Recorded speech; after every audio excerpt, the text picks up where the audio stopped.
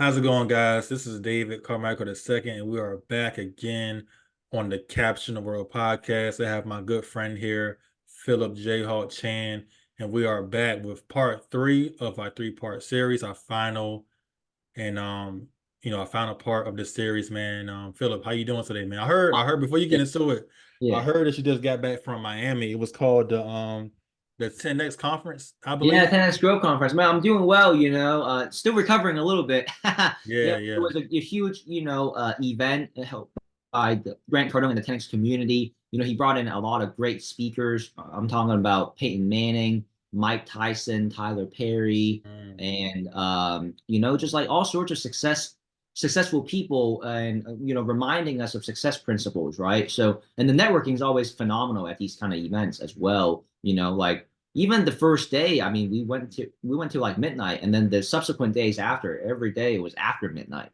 So, Right. but yeah, man, got to meet a lot of like-minded individual who's hungry, who wants more in their life, and of course, learning from those speakers. Oh, Arnold Schwarzenegger was one of the speakers as Ah. well. So yeah, I can literally have a whole episode with you just about all the golden nuggets and wisdom points I was fortunate to have extracted from that event.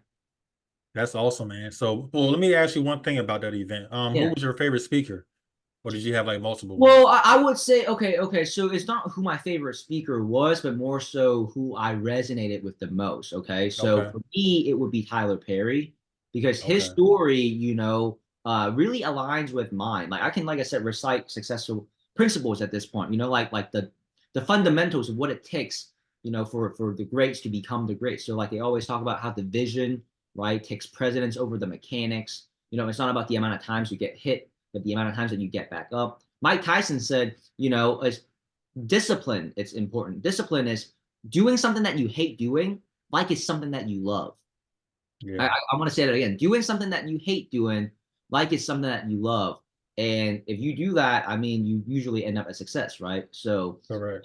but Tyler Perry's story is the one that resonated with me the most because, as you know, I have a personal goal and dream of becoming an NBA team owner, right? Because my whole thing is as a Jayhawk, who was Jayhawk raised in the championship state of Kansas, if I got to own an NBA team just to put myself on the roster, then that's how I'm going to get it done, right? And so Tyler Perry, his story was more so about understanding that he is a category of one, right? There is no other comparison, right? And I kind of see myself in the same way. So being in that category of one, you got to forge your own path.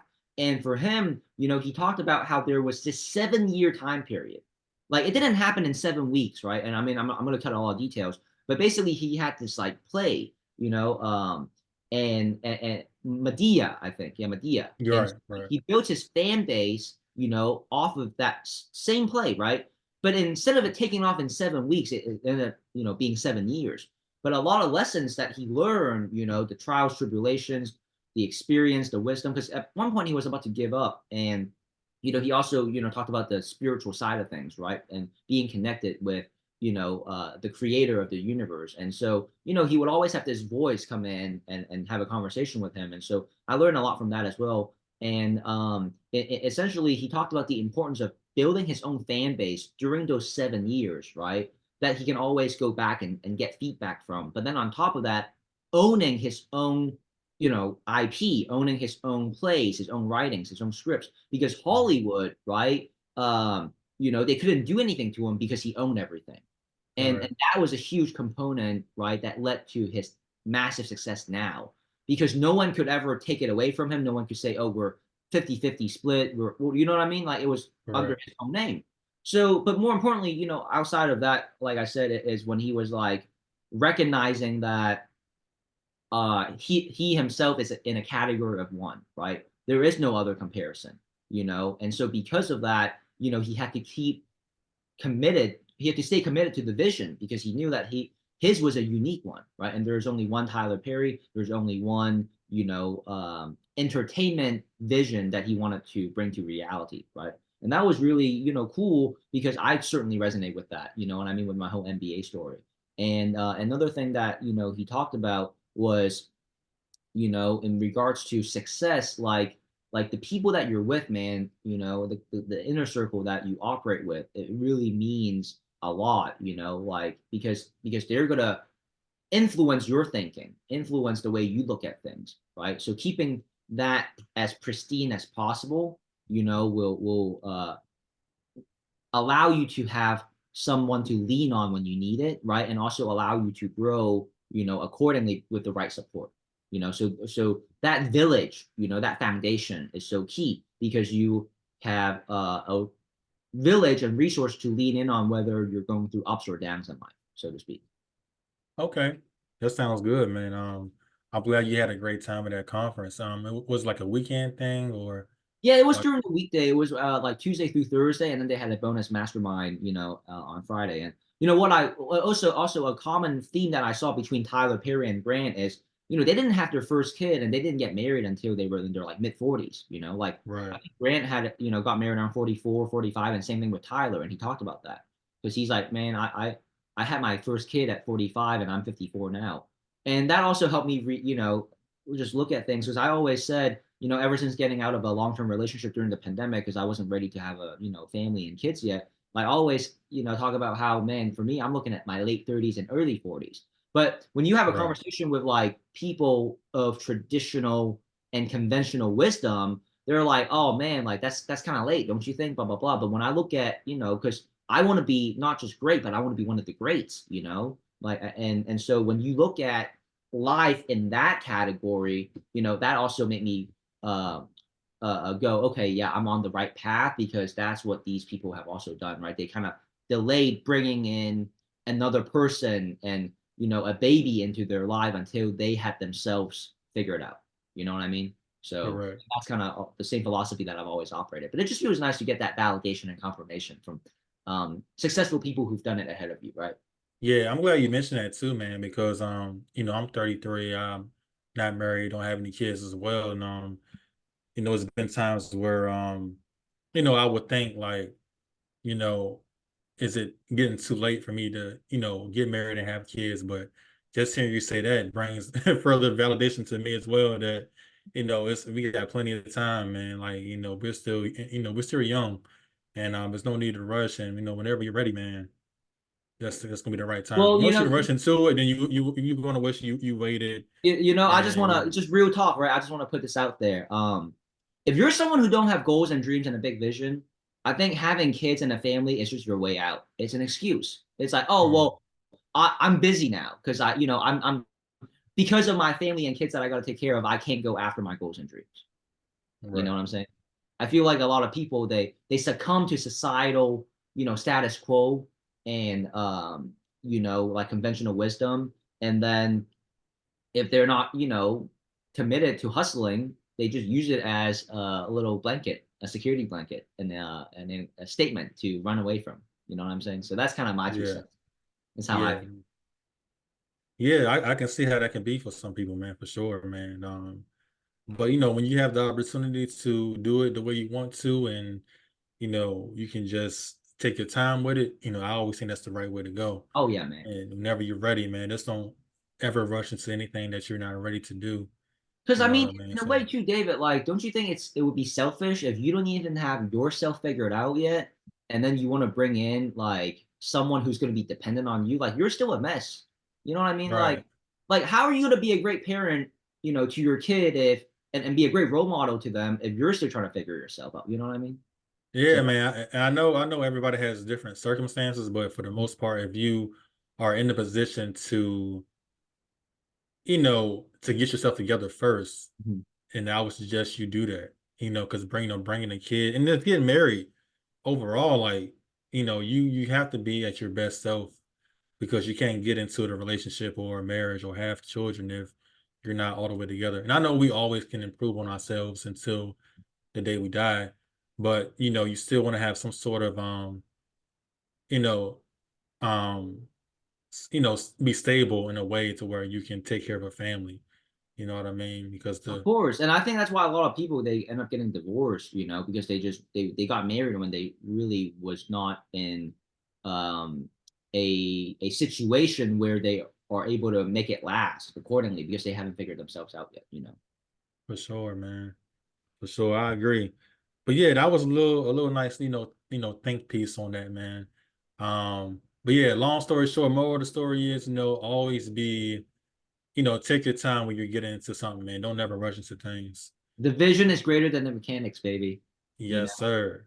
Yes, Yeah. sir. I And always agree. take a negative with you. Arnold Schwarzenegger said, it was crazy when he became like a politician, everyone like there was just a divide, like people the other side would hate him. He's like, oh, you're a Republican or whatever. And so he was like giving a speech at like a college and he got eggs thrown at him, right? Mm. And so his response to that was he was like, I didn't get angry, I didn't call security. He's like, hey man, now you owe me bacon.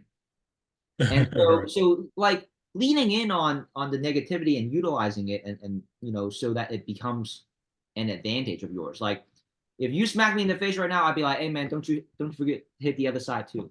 You know what I mean? Like Right. because most people they get angry, they whatever, but if you there's an art to it, right? So utilizing hate and criticism as fuel and motivation to keep going forward. Because at the end of the day, right, there's a difference between the person being in the ring and being in the arena versus the speculators who are just watching and then giving their 2 cents. Right. The hecklers and stuff like that. I know, to add on to your point real quick too, if you create a reaction that the people are expecting for you to have, that adds further fuel to them to let them know, well, I was able to get to their head. But if you come out with a different reaction, whatever they're saying to you doesn't have any fuel. You know what I mean? So it's like once they see that it's not affecting you, they're gonna eventually stop. You know what I mean? So like just don't react how they want you to react. Just like you said, turn the other cheek, Yeah, or just don't let it fade. I know it's easy to say. I know sometimes stuff does get under our skin, and we're human beings. But for the most part, if you can just not react to those things, man, that can help you further along in your journey. So I agree with that. absolutely, man. But yeah, that's kind of my uh, a little bit long-winded summary of some of the golden wisdoms and nuggets that I got from the conference. I got a lot more, man. I love talking about this, but Yeah, it's all good, man. I appreciate the little pieces you was able to share from that event. And I know for this last episode, man, we're gonna talk about um obtaining a high income skill set through trading futures and commodities. So, and I know you spoke on, off the record, we spoke on like the three things about that is Mhm, leverage, ATM strategy, and then growing and scaling, how to grow and scale your business in order, for trading in a trading business. mhm. So I guess let's just talk about the first one. The importance of leverage Yeah, as man. far as obtaining a income skill set. Yeah. So, dude, leverage is like key in all things in life, right? So, for example, David, how can you close a deal without ever picking up the phone? Right? So you first got to embrace leadership. Okay, you got to master sales and closing yourself, and then you hire a sales manager. You impart that knowledge and skill set to them, and then you have them hire and train like 15 other people, right?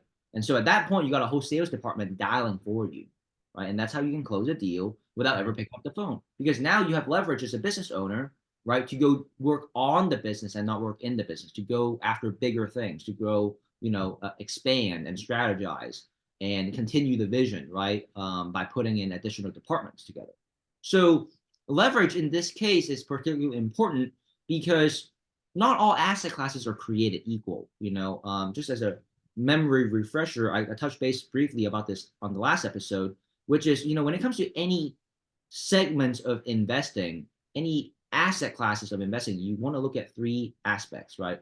What is the barrier to entry? What is the runway? And what is the ROI? So I think last week I compared and contrasted between real estate and futures. Let's do another one where it's let's look at colleges, right? So as I was on my way to becoming a surgeon.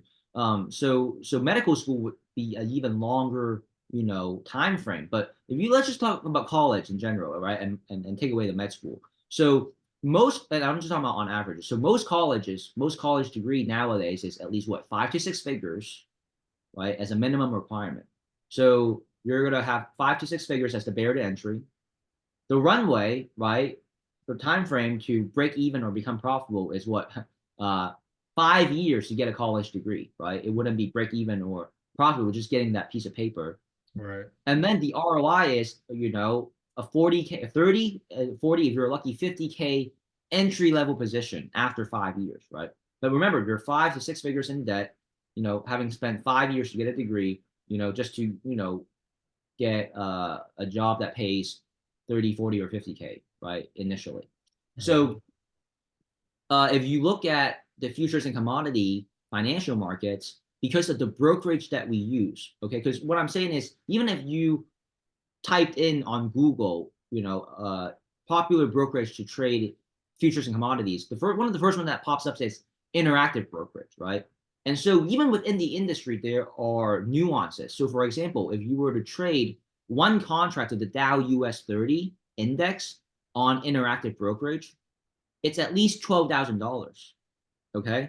To trade one contract of gold and oil, respectively, it's $17,000 and $24,000. And this is within our asset class, okay, if you utilize the interactive brokerage. Now, the brokerage that we use and the ones that we recommend to our clients, the difference here is to trade one contract of the Dow US 30 is $500. Okay, so not 12,000. And then to trade one contract of the gold and oil, respectively, we're talking about $1,000 and $2,000, right? So now we're talking about 500, 1, and 2,000, as opposed to 12,000, 17, and 24,000, right? And so leverage is so important because, just to start, you are able to enter the game just with the right knowledge and with the right brokerage, right? With just a couple $100s. And if you wanted to take advantage of the micro markets, because that exists as well, right? You just take 1 0 out, and now we're talking about $50, So that's the Mhm. barrier to entry. The runway for futures and commodities, it's half an hour to an hour and a half, right? Not 5 years, right? And so when we trade, we're looking to enter and get out within minutes. And we're looking to be right at least on 8 out of 10 trades minimum, right? So this is where I always say inputs dictate outputs, right? And then in that same regards, per trade, we're talking about an ROI of, 5 to 10% minimum a day, based on this active skill set. So, if you're able to trade correctly, on 8 trades out of 10 trades, well, those percentages are going to compound for you because small trades that are profitable add up to big trades, right? You see what I'm saying? But the Right. point that I'm getting at is, okay, colleges is 5 to 6 figures in student loans, right? 5 years just to, make a salary between 30 to 50K entry level position. Here, we're talking about, with the right brokerage, right? $500 or $50 to get in. Time frame is not years, but half an hour to an hour and a half a day, right? There's 20 trading days in the month, by the way, Monday through Fridays. And then the ROI is, like I said, a minimum of 5 to 10% a day, right, with this skill set. So as you can see, the when you compare and contrast it, there are sizable differences, so to speak. Okay. That sounds pretty good, man. You pretty much covered that well with the leverage. So I know you said the second part of this is the ACM strategy. Do you mind spreading a little bit of light on that?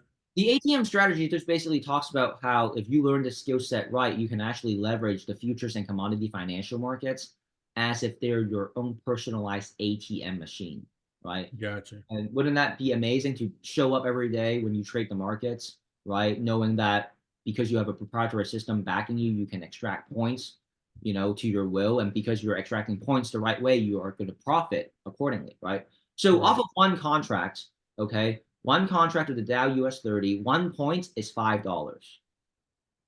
10 Right. points off of one contract is now $50. And 100 points off of one contract is $500. So again, inputs dictate outputs, right? So if out of, eight of your or 10 of your trades, you're correct on 8 of them, and then on top of that, on each trade, you're consistently extracting, say, 10 points. Well, bam, there's 80 points right there. You see what I'm saying? So Right. now, again, when you get to 100 points of a one contract, that becomes $500, right? But the beauty of it is, as I mentioned, this is a skill set. So just so you have some perspectives, like institutional money like Goldman Sachs, JP Morgan, Wells Fargo, Bank of America, when they trade, right, they're doing it in the thousands of contracts. So when we trade and when we manage money, we're able to do it in the hundreds of contracts, right? Mm-hmm. But for someone starting out, they're just focused on mastering one contract accordingly, right? And so if you're able to do that well, then for the rest of your life, if you're committed to this, you can grow and scale that skill set, right, into mastering 3 contracts, 5 contracts. And at 10 contracts, David, you know, that 100 points is no longer $500, right? It now becomes $5,000. So now if you're able to extract 200 points from the markets, that is now doubling, right, the 5,000, and that is now a $10,000 day. You see what I'm saying? But Right. again, I do want to stress this does not happen overnight and will not happen overnight. There's a learning curve to this, right? There's phases that you got to go through, and if you're truly committed to it and you follow and you're willing to follow the system, then yeah, that can be a huge future, for anyone listening. I mean, we have one of our best students, he started off as a real estate investor making about 60K a year. And because he was able to hone the skill set, it took about 8 months to get to 10 contracts consistently. But I mean, now he's able to make 10 grand a day, right?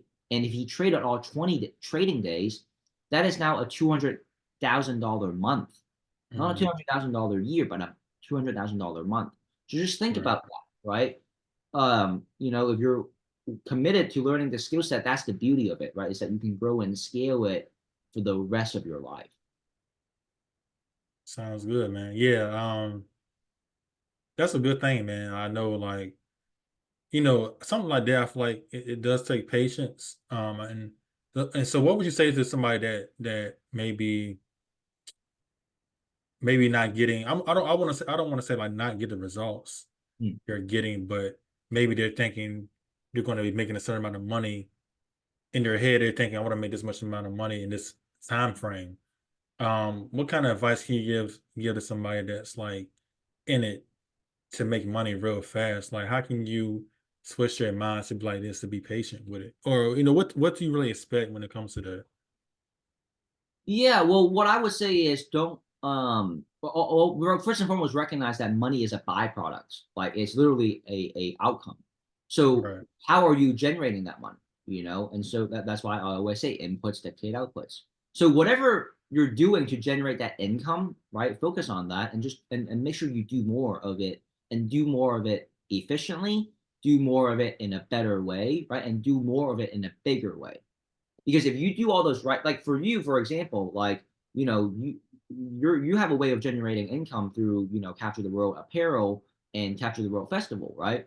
But the money Right. doesn't show up. It's because the inputs, and those inputs for you obviously are different than trading inputs. But imagine, right, like if you did more of those inputs, and if you did those inputs better, and if you did, like I said, did it more efficiently. So let's say it took you an hour normally, you cut it down to 30 minutes, right? So now in an hour, you have 2 inputs. You see what I'm saying, David? Right. So I would Right. always say, don't look at the money, but like diagnose and really be self-aware. What is the input that generates the income to start with?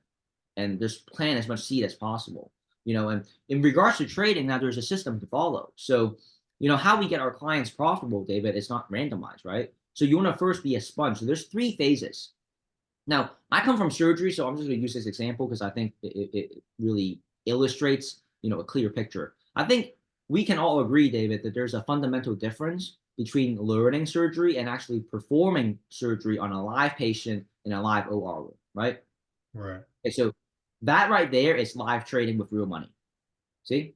So Mhm. before we ever get there, you have to first and foremost be willing to learn and be a sponge, right? So you learn and be a sponge of all things trading, right? And all things, in this example, surgery.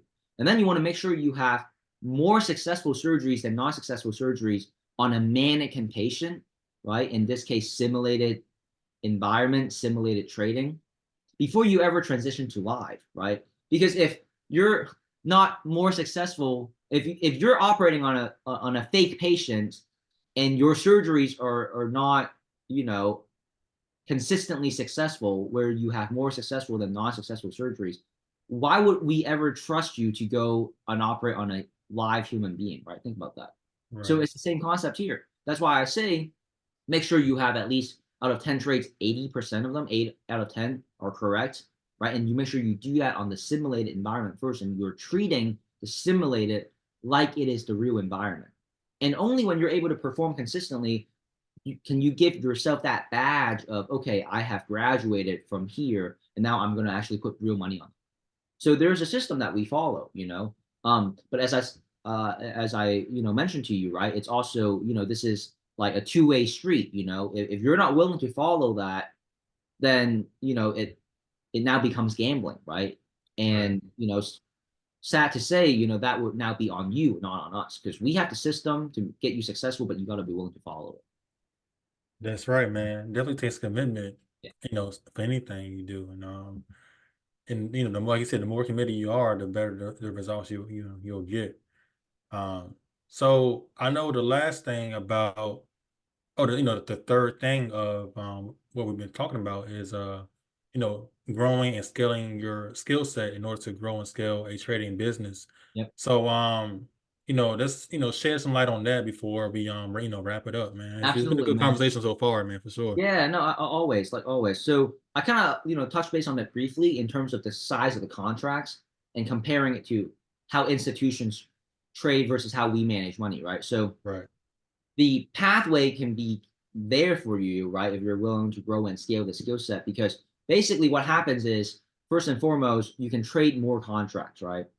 So from one contract to then 10 contracts, and you can trade successfully at 10 contracts a day, I mean, that's really lucrative income. That's like a five-figure income coming in your bank based on, your own ability, and which can be consistent. Now, on top of that, there's the risk to reward. Okay. So in the beginning, you're really looking at risking 1 to make 3. Okay. So you want to risk 10 points to make 30 points, right? But as you get better, you can expand that risk to reward. So now you're risking 1 to 5. So risking 10 points to make 50 points. And then when we manage money, because of the level of skill set that we have cultivated, right, we're risking a 1 to 10 ratio. So we're risking 10 points to make 100 points. But that's obviously like, that because that's risking $50 to make 500, right, David? And Right. like I said, that's where we are. But for someone that's just starting out, right, they would just focus on the 1 to 3, just before expanding to, more contracts, and then a higher gap in the risk to reward ratio, right? Does that make sense? Definitely So does. that has to do with the skill set. Now let's talk about, the beauty of this skill set as a business, because it allows you to essentially, create a business if you know what you're doing, right? So basically, most brick and mortar businesses, David, like if you are an owner of a landscaping company, um, construction, restaurant, let's just say if you made $1 million that per year gross, you would be lucky to net 20%, right? That's the usual margins. Hmm. On average, we're talking about between 8 to 15% margin, which means that out of a million, you're lucky to net 80 to 150K. 200K would be like, hey, that's a great year. In this context, the margin that we're talking about is a 90% margin, because the only overhead that you have with trading is your internet connection, your electricity bill, the computer in front of you, and the brokerage that you're trading with. So for us, off of $1 million, we get to keep like 900K because of that, Yeah. you Right. know? And so from the concept of this being a business, like that's the other beauty of it, right? You're not hustling to, get clients. You're not hustling to market, and bring people into a funnel and then convert them, right? Because you have the whole marketing and sales thing, right? This is just you and the markets with the computer and brokerage you're trading off of, right? And the beauty of it is you can utilize this as a tool to whatever extent you want to. So you can utilize it as a part-time income, a supplemental income. When you see the trajectory and vision, you can utilize this maybe to cover half of your income. And you see, oh, okay, I can really make this work. Well, guess what? This can be your full-time income, right? And the best Right. part is, like I said, it's half an hour to an hour and a half a day. You can expand it to maybe 2 hours. in the morning, maybe another half hour in the afternoon or now. I mean, regardless, right? Like you're really capping it at like 2 to 3 hours a day. And remember, you can do once you get that skill set down, you can actually do more within that same time frame because you're dialing up the size of contracts and you're increasing the gap between your risk to reward, right? So Right. that's the skill set itself and how you can do it for the rest of your life and grow and scale it. And then there's also the business aspects, right? The fact that, especially once you're 50K in profits and over, you can really start thinking about implementing with an LLC for tax purposes. And I mean, that's, another conversation. We have a lot of strategies, for trading that's related to, eliminating your tax burdens and whatnot, things that we do personally. But more importantly, I mean, the fact that you can build a business off of 90% margin, I think is super incredible and hard to find anywhere else. For sure, man, for sure. I mean, if you know, right, let me know. Right. No, I agree, man. I mean, all the things you said are some very great points.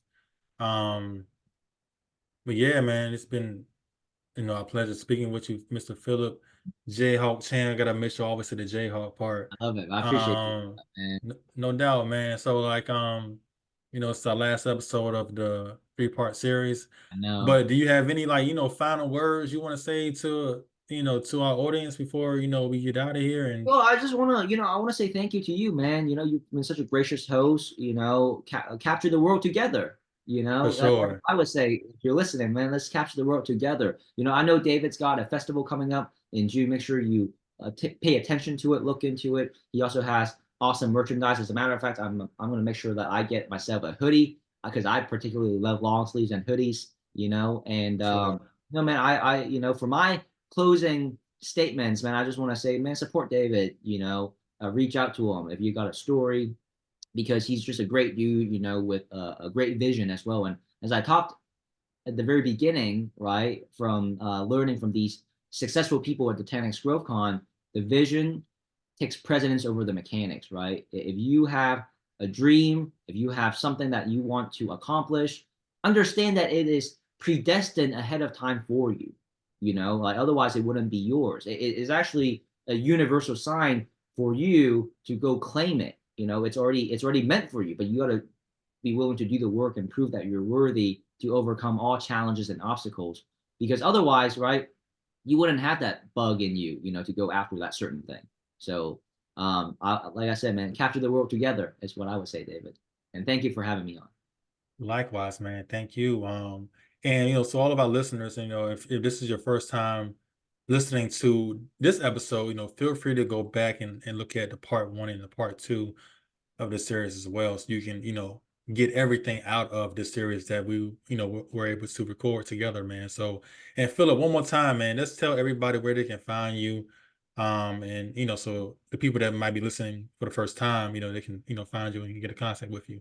Yeah, I really appreciate that. You can find me on LinkedIn as Philip Jayhawk Chan. Feel free to shoot me a message. And if you're curious about how to develop an active skill set with a short-term investing style, right, for these markets, we typically host paid client sessions on a weekly basis, where in the evenings we teach, and in the mornings we actually prove what we teach by making the money in front of you and breaking it down even more, but in a live setting. So, there should be a link, to book a call with us. By booking that call, you're going to secure 2 weeks worth of complimentary access. It's going to allow us to identify the best 2 weeks that works for you, get to know you a bit more as well. And, happy to extend that, especially if you are a listener of David's podcast. So LinkedIn and utilize LinkedIn and the link here below. No doubt, man. Well, Mr. Philip Jayhawk Chan, like I said before, man, it's been a pleasure speaking with you. I know I've learned a lot of things, and I'm pretty sure our listeners have learned a lot as well.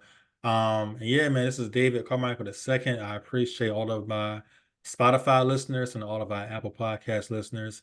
And on that note, man, we'll see y'all on the next episode. Y'all have a good one. Peace out. Thanks so much, man. You have a blessed evening, David. You too.